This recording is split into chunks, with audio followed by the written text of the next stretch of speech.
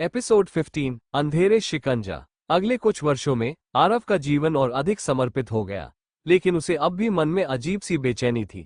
उसने सोचा था कि कृष्णक की आत्मा को मुक्त करने के बाद उसकी पीढ़ियों का श्राप हमेशा के लिए समाप्त हो जाएगा, लेकिन भीतर कहीं एक अनसुलझा भय अभी भी था। इस बीच एक रात आरव को एक विचित्र सपना आया।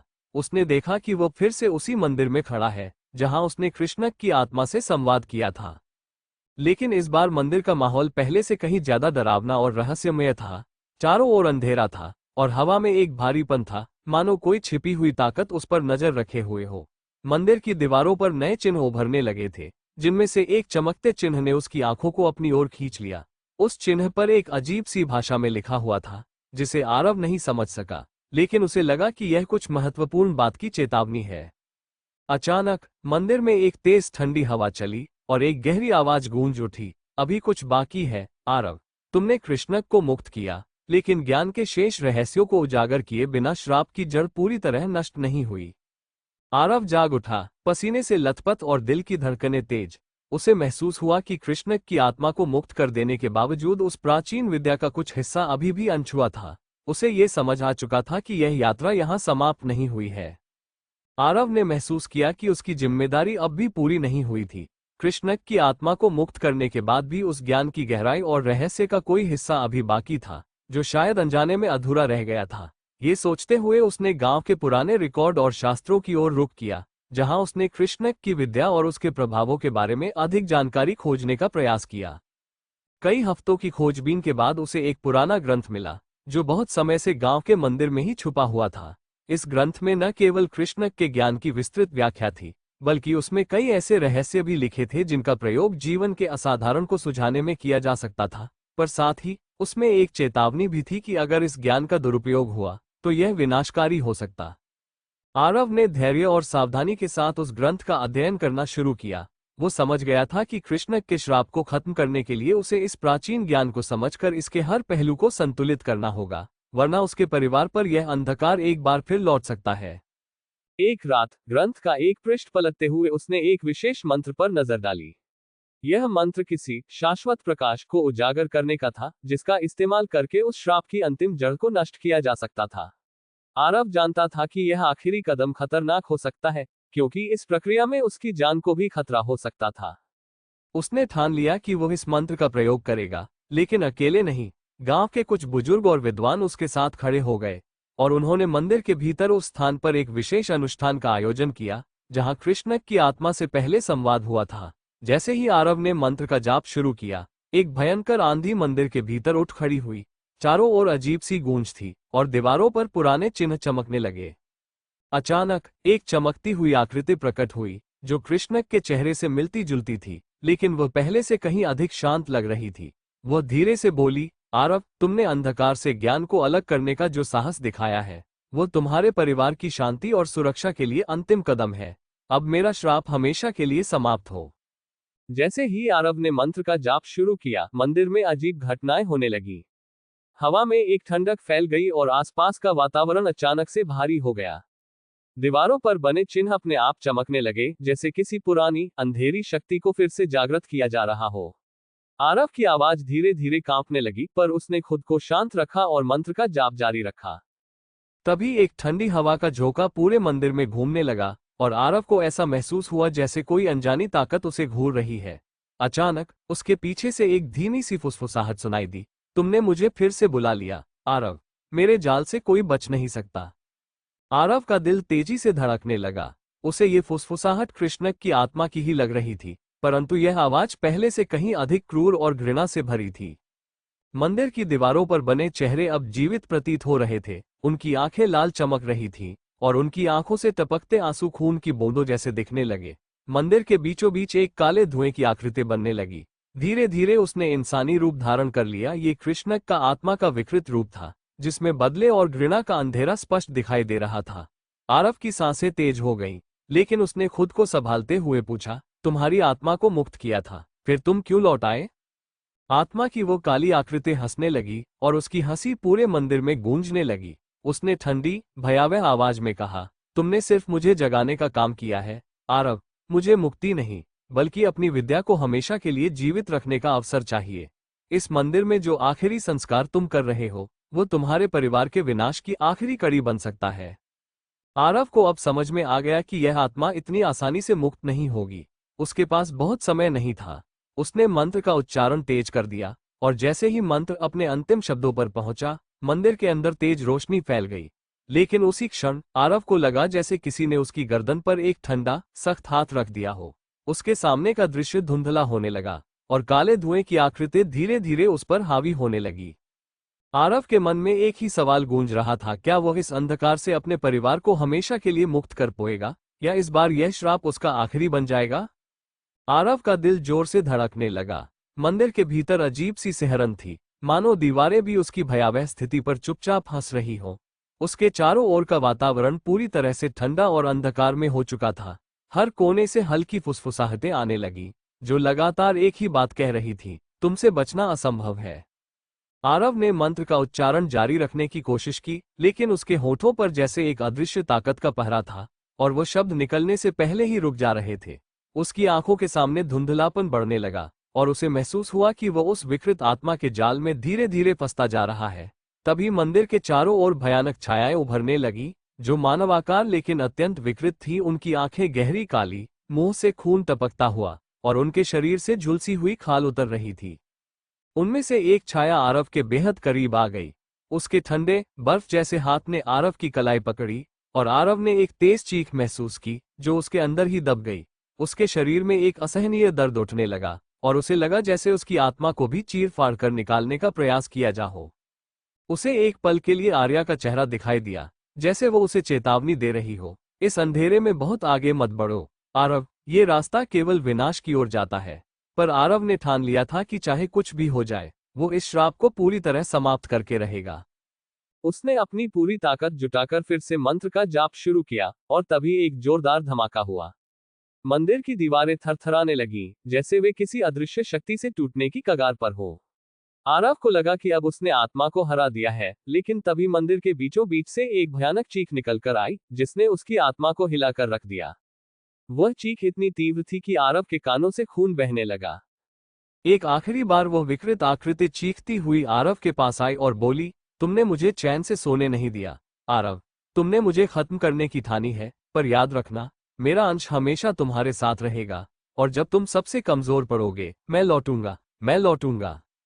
और इसी के साथ वह आकृति धुएं में बदलकर मंदिर की छत की ओर उठने लगी। आरव घुटनों के बल गिर पड़ा, उसकी सांसें तेज हो रही थी। लेकिन उस भयानक चेतावनी के साथ उसकी आत्मा में डर का एक बीज छोड़ गई थी। क्या वास्तव में वह आत्मा पूरी तरह से मुक्त हो चुकी थी, या जार्व ने सिर्फ एक नए डर को जन्म दे दिया था, जो हमेशा उसके साथ रहने वाला था?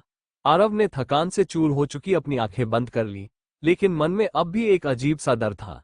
उसने सोचा था कि मंत्र का जाप उस श्राप को हमेशा के लिए खत्म कर देगा, लेकिन उस भयानक चेतावनी ने उसे भीतर तक झकझोर दिया था। क्या आत्मा सचमुच चली गई थी, या वो बस किसी गहरी नींद में गई थी, जहां से वो कभी भी लौट सकती थी? मंदिर के अंदर अब सब शांत हो चुका था, पर वह नीरवता और भी डरावनी लग रही थी। आरव ने घबराते हुए चारों ओर देखा। दीवारों पर बने चेहरे पहले जैसे साधारण दिखाई दे रहे थे, लेकिन उसे ऐसा लगा कि वे उसे घूर रहे हैं। अचानक उसे मंदिर के एक कोने से धीमी धीमी हंसी सुनाई दी। वह आवाज स्पष्ट नहीं थी, जैसे कोई उसके दिमाग में गूंज रही हो। वह कांप उठा और दरवाजे की ओर भागने लगा। मंदिर के दरवाजे से बाहर निकलते ही उसने एक भारी सर्दी महसूस की। रात घनी अंधेरी थी और रास्ता धुंधला सा लग रहा था। उसे लगा जैसे कोई अदृश्य ताकत उसकी हर हरकत पर नजर रख रही है। हर कदम के साथ उसे पीछे से फुसफुसाहटें सुनाई देने लगी, मानो मंदिर की आत्मा अब भी उसका पीछा कर रही हो। हवा में ठंडक बढ़ने लगी और पेड़ों की टहनियों भयानक आकार में झूलने लगी, जैसे अंधेरे में कोई अजनबी जीव उस पर झपटने को तैयार हो। आखिरकार अपने घर के पास पहुंचकर उसने राहत की सांस ली, पर घर में कदम रखते ही अजीब सी सिहरन दौड़ गई। घर में हर चीज सामान्य थी, लेकिन फिर भी कुछ असामान्य था। आरव ने धीरे धीरे अपने कमरे का दरवाजा खोला और भीतर गया। वहां की हवा में एक अजीब सी गंध थी, मानो कोई पुराने कपड़े या सड़े हुए फूलों की महक घुली हो। आरव ने जैसे ही पलंग के पास की बत्ती जलाई, उसकी नजर अचानक दीवार पर गई। वहां किसी ने खून से लिखा था, मैंने कहा था, मैं लौटूंगा। उसका दिल एक पल के लिए रुक सा गया। वो तेजी से पीछे मुड़ा, लेकिन कमरे में कोई नहीं था। उसकी आंखें अब और ज्यादा डर से चौड़ी हो गई थी। उसे अब एहसास हो चुका था कि श्राप सिर्फ मंदिर में नहीं, बल्कि अब उसके जीवन का एक हिस्सा बन चुका था। आरव ने अपनी सांसों को काबू करने की कोशिश की, लेकिन उसका दिल अब भी तेजी से धड़क रहा था। दीवार पर लिखा खून का संदेश जैसे उसे चेतावनी दे रहा था कि वह आत्मा अब उसे कभी चैन से नहीं रहने देगी। कमरे में एक अजीब ठंडक फैल गई थी, और वो बत्ती के हल्के प्रकाश में अपनी परछाई को डरावनी शक्ल में बढ़ता देख सकता था। अचानक उसे लगा कि कमरे में कोई और भी मौजूद है। उसने धीरे से सिर घुमाया और खिड़की के पास किसी का धुंधला सा आकार देखा। आरव ने झट से खिड़की की ओर देखा, पर वह साया गायब हो गया था। लेकिन एक पल के लिए उसे लगा कि वो छाया उसके नाम से उसे पुकार रही थी। उसकी आवाज धीमी, भयावह और गूंजती हुई थी। आरव ने खुद को संभालने की कोशिश की। उसने अपने हाथ में जलता दीपक लिया और कमरे के हर कोने में ध्यान से देखा। सब कुछ सामान्य था, लेकिन उसके मन में एक गहरी बेचैनी थी। तभी अचानक कमरे में रखे पुराने दर्पण पर एक अजीब सा चिन्ह उभरने लगा, जो बिल्कुल वैसा ही था जैसा उसने मंदिर में देखा था। उस पर हल्की धुंध के बीच एक शब्द लिखा हुआ था, अनंत अंधकार का बंधन। आरव की आंखें चौंधिया गईं। उस शब्द का अर्थ समझ में नहीं आया, लेकिन उसमें छुपे अंधकार ने उसे भीतर तक कंपा दिया।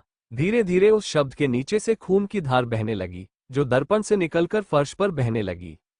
वो एक पल को स्तब्ध खड़ा रह गया। उसके मन में सवाल उठा, क्या उसने अपनी जिज्ञासा के चलते ऐसा दरवाजा खोल दिया था जिसे बंद नहीं किया जा सकता? आरव के दिल में एक गहरा खौफ घर कर गया था। उसे एहसास हुआ एक यह आत्मा महज उसे डराने के लिए नहीं, बल्कि उसके अस्तित्व को मिटाने के लिए वापस आई है। तभी एक ठंडी हवा का झोंका आया और कमरे की बत्तियां बुझ गईं। गुप अंधेरे में उसके कानों में एक धीमी हंसी की गूंज सुनाई दी, और उस हंसी के साथ एक बात बार बार दोहराई जा रही थी, तुम मुझसे भाग नहीं सकते आरव। मैं तुम्हारे हर सपने और हर जागते पल का हिस्सा बन चुका। आरव अब समझ गया था कि उसने जिस श्राप को खत्म करने का प्रयास किया था, वो अब खुद उसके साथ हर कदम पर मौजूद रहने वाला था। आरव का दिल बुरी तरह धड़क रहा था। कमरे में अंधकार छा चुका था, और वह धीरे धीरे महसूस करने लगा कि उसके शरीर में एक ठंडी लहर दौड़ रही है।